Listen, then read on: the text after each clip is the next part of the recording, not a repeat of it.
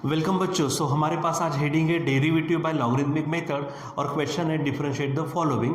Generally with respect to x होता है और यहाँ पर हमारे पास क्वेश्चन है एक्स पावर एक्स का। ठीक है, एक्चुअली ये जो क्वेश्चन है ये हमने लास्ट टाइम में आपको टेस्ट में दिया था और उसके कुछ ऑप्शंस थे। तो वहाँ पर कुछ बच्चों का कहना था कि जो हमारा आंसर निकला हुआ है तो वहाँ पर वो ऑप्शन नहीं था।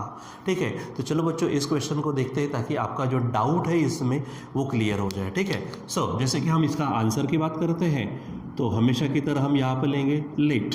हाँ देखो, ये एमसीक्यू में था तो थोड़ा फास्ट करना पड़ता, लेकिन क्योंकि मुझे एक्सप्लेन करना है तो यहाँ पर हम स्लो जाएंगे और जैसा रेगुलर क्वेश्चन सॉल्व करते वैसा करेंगे, यानी सब्जेक्टिव वाइज सॉल्व करेंगे, not like the objective wise. ठीक है, यहाँ पर let y is equal to x power x. अब क्योंकि कहाँ पे ने वेरिएबल का पावर वेरिएबल आता है, फंक्शन का पावर फंक्शन आता है, वेरिएबल का पावर फंक्शन आता है, फंक्शन का पावर वेरिएबल आता है, तो इन सब बातों के लिए हमारे पास है लॉगरिथमिक मेथड। तो सबसे पहले हम यहाँ पर लेंगे taking log on both sides. क्या बोलेंगे? Taking log on both sides. तो दोनों साइड्स का हम क्या करेंगे, यहाँ पर लॉग लेने वाले हैं। ठीक है, तो चलो यहाँ पर क्या हो जाएगा, यहाँ पर होगा log y is equal to, यहाँ पर ले लेते मैं आपको बताता हूँ log x to the power x। आपके पास होगा log y is equal to x सामने आएगा और here it is log x। ठीक है, चलो अब इसका क्या करेंगे, हम डिफरेंशिएटिंग करेंगे, यानी differentiate with respect to x। log y का डेरिवेटिव 1/y फिर से dy बाय dx होगा। अब यहाँ पर ये x है अलजेब्रिक फंक्शन, ये log x है लॉगरिथमिक फंक्शन। अब यहाँ पर क्या होगा, प्रोडक्ट रूल लगेगा, first into derivative of second, second into derivative of first, यानी यहाँ पर first into derivative of second मतलब log x प्लस सेकंड मतलब log x into derivative of first मतलब यहाँ पर होगा x। ठीक है, चलो सॉल्व करना शुरू कर दो। ये 1/y है इंटू dy बाय dx। अब देखो this is your x and the derivative of log x is 1/x plus this log x as it is and the derivative of x is 1. Now solve it. This is your dy by dx.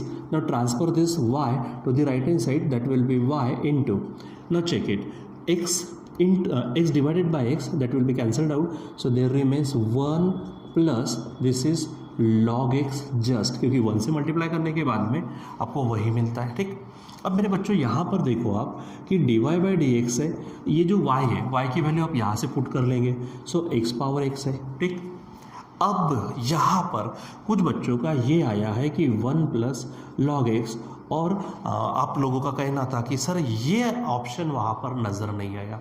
Okay, कोई हरकत नहीं, लेकिन दूसरा option होगा, so you have to solve it further. आपको थोड़ा solve करना पड़ेगा। याद है बच्चों, मैंने आपसे कहा था कि log a to the base a is equal to 1। जब नंबर और ये सेम होगा तो, क्योंकि इसका मतलब क्या, a to the power 1 is equal to a, ऐसा होता है। So can I write this log e to the base e is equal to 1, ऐसा भी लिख सकते हैं, हम लिख सकते हैं वैसा। ठीक है, और जनरली ये लॉग हम जो होता है वो नेचुरल लॉग होता है। 1 can be written as this, यानी सिंपल 1 के लिए आप log e रख सकते हो, यानी ये जो 1 है इसके लिए ये हमारे पास है dy by d x is equal to x to the power x into ये जो 1 है, that 1 can be replaced by log e। मैं ये नहीं कह रहा हूँ log e to the base e होता, ये नहीं लिखा तो भी चल जाएगा, तो हमारा log e हम लिखेंगे 1 के लिए। ठीक है, और ऑलरेडी हमारे पास क्या है, log x है। यहाँ पे मैं रीज़न भी आपको दे देता हूँ कि 1 is equal to log e to the base e, नहीं लिखा तो भी चलता, हमने ऑलरेडी ये देखा हुआ है। ठीक है, चलो अब मुझे बताओ, ब्रैकेट की बात करते हैं तो यहाँ पर तो x to the power x है। अब यहाँ पर आप देखो log e को आप क्या समझो, a समझो, log a plus log x यानी आप क्या समझो b, यानी log a plus log b। ये तो हमारा क्या है, जब हम प्रोडक्ट लेते a into b is equal to क्या होता है log a plus log b। तो अगर यहाँ से इधर जा सकते तो वापस ऐसा भी आ सकते। अब यहाँ पर a के जगह पे e है, a के जगह पे क्या है e है, और b के जगह पे क्या है x है, तो इन दोनों का प्रोडक्ट होगा यानी log e x होगा। ठीक है, यानी यहाँ जब इसको सॉल्व करेंगे तो log of e into x ऐसा होगा, और ये होगा आपका dy बाय dx। और मेरे ख्याल से बच्चों आपको अच्छे से मालूम है कि ये ऑप्शन वहाँ पर था जो हमने लास्ट टाइम में टेस्ट ली थी। ठीक है, सो यहाँ पर आप थोड़ा सा उसको थोड़ा फर्दर सॉल्व करने की ज़रूरत थी। अगर ये आप सॉल्व कर लेते तो शायद आपका ये आंसर हो जाता। बहुत सारे बच्चों ने ये विचार किया कि ये ऑप्शन तो है ही नहीं, जैसे हमारा ये आंसर आया होगा आपका, उसको फर्दर सॉल्व करने के बाद में दिस आंसर कम्स देयर, ठीक है, वहाँ पे आता है। लेकिन बात क्या है कि हमने उसको फर्दर सोचा नहीं, इसलिए प्रॉब्लम हुई। यही प्रॉब्लम बच्चों, ये छोटी सी प्रॉब्लम है, ये हमारी यहाँ के क्लास की टेस्ट की बात हो गई।